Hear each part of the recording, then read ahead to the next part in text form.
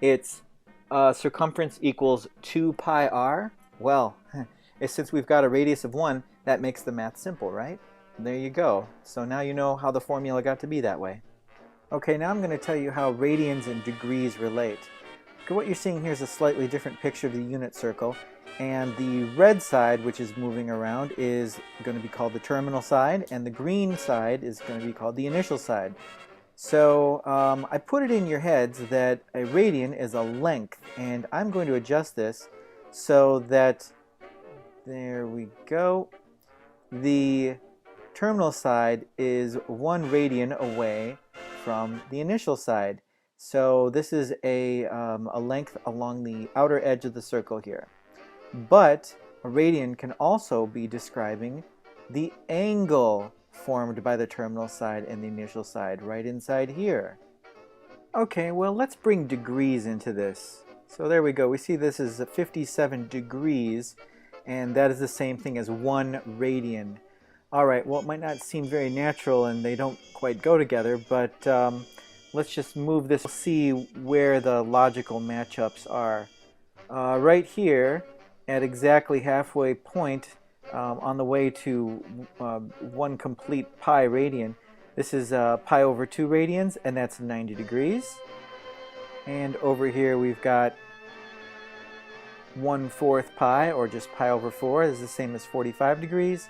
And over here we've got 3/4 pi is 135 degrees.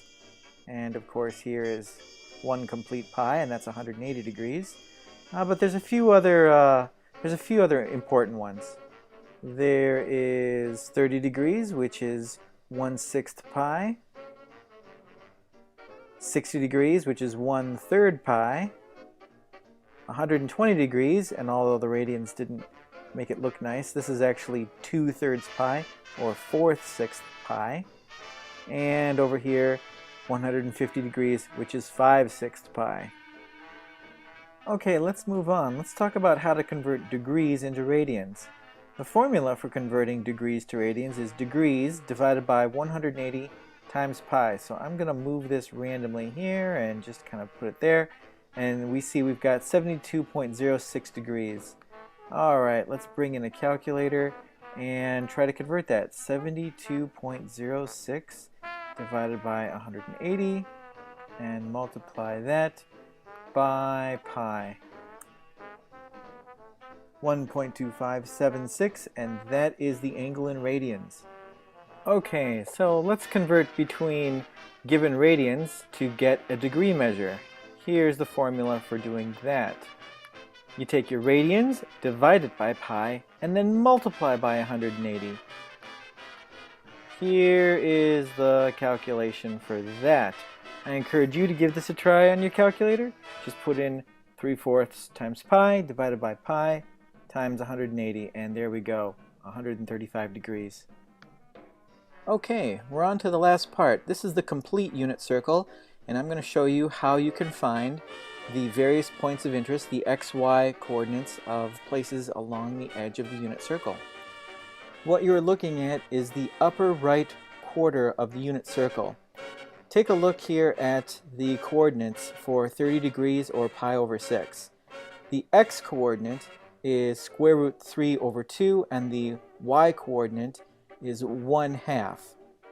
So think of this as being part of a triangle, with the vertical leg on the bottom being square root 3 over 2 long on the x-axis, and being 1/2 high on the y-axis. And naturally the hypotenuse is 1 unit long. Now here's where sine and cosine come into play. If you take the sine of pi over 6, you will get 1/2. And if you take the cosine of pi over 6, you will get square root 3 over 2.